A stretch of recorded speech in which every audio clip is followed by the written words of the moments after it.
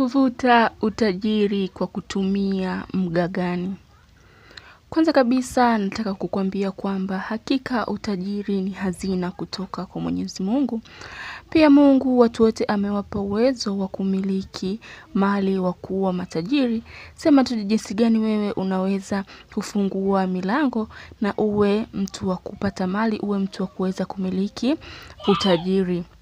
Na hakika Mungu ameleta mimea au miti, kila mti unakuwa una kazi yake na kila mti unakuwa kuna namna unaweza kutumia kwa ajili ya kufanya jambo fulani. Najua mtakuwa na maswali mengi kabisa kwamba kwa namna gani mga gani unaweza kufanya wewe ukaweza kupata utajiri. Jibu ni ndiyo, kwa sababu mti huu una nguvu kubwa sana ambao umepewa na Mungu kwa ajili ya kuvuta utajiri.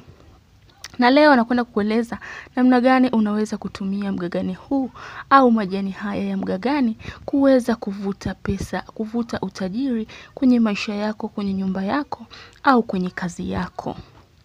Tega sikio mwanzo mpaka mwisho wa video hii ili uweze kujua kwa namna gani unaweza kufanya hichi nitakachokuambia hapa. Pia usisahau kubonyeza neno subscribe kama wewe ni mgeni kwenye channel hii ili uweze kufaidika na masomo ambayo tunakuwa tunaposti kwenye channel hii. Kwanza kabisa nitaanza na vifaa ambavyo tutatakiwa kuvitumia kwenye kwenda kufanya dawa hii ya kuvuta utajiri kwa kutumia mga gani. Kwanza kabisa unatakiwa uwe na majani ya mga gani. Hilo ndio hitaji lako la kwanza na ndio muhimu kwenye kwenda kufanya hii dawa. Hakikisha unachuma majani ya mga gani, na muda wa kuchuma majani haya ni asubuhi kabisa kabla jua halijachomoza. Ndipo tutakiwa uchume majani haya ya mga gani.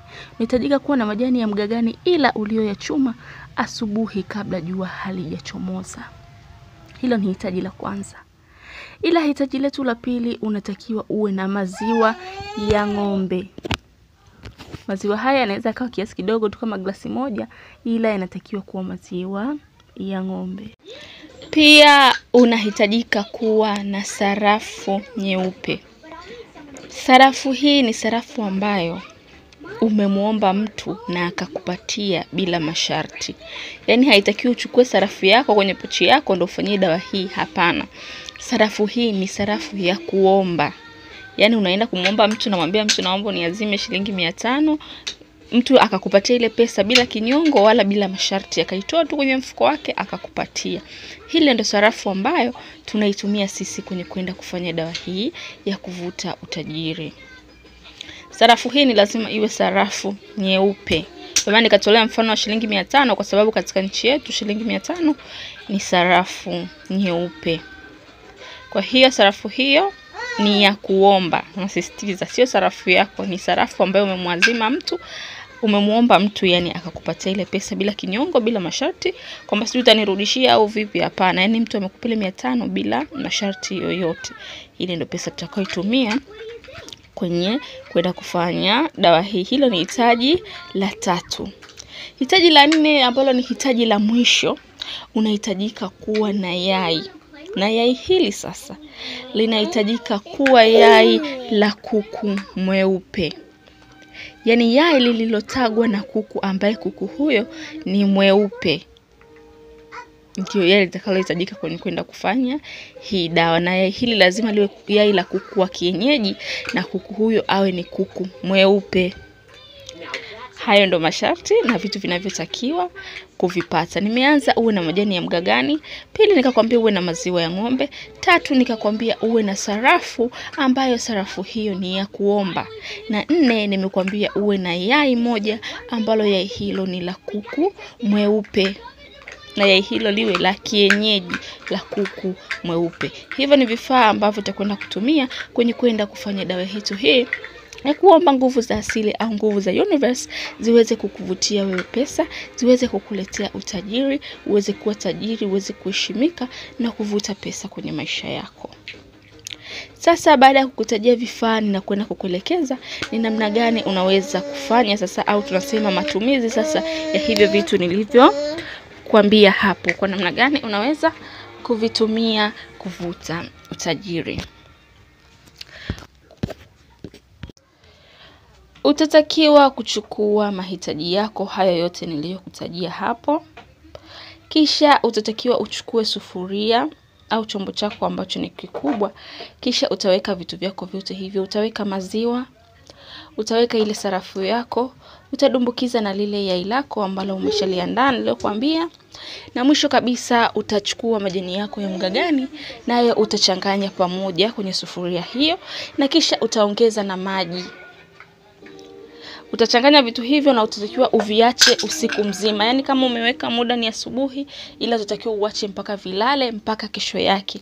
Yaani utaweka siku nzima bila kuvitumia. Kuna sehemu tu utaviweka, utaviacha vile vitu.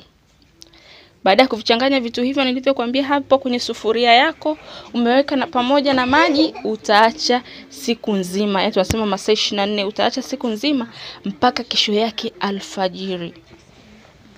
Yaani kesho yake asubuhi kabisa ndio muda ambao utaitumia hiyo dawa.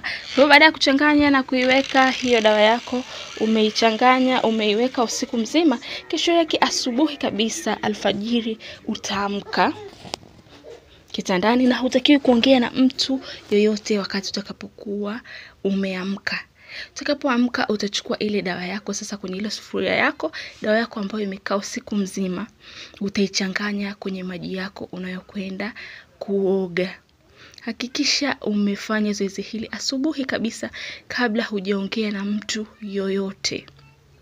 Utachukua hivyo vitu utachanganya kwenye maji yako ya kuoga, kisha utakwenda kuoga. Lakini dawa hii haifai kuogea chooni. Hakikisha unaweza kukuta kuna sehemu labda kuna pagala nyumba au kwenye nyumba yako nyuma, utaogea dawa hii. Inamaanisha kwamba dawa hii inatakiwa kuogewa nje na wala sio chooni wala bafuni.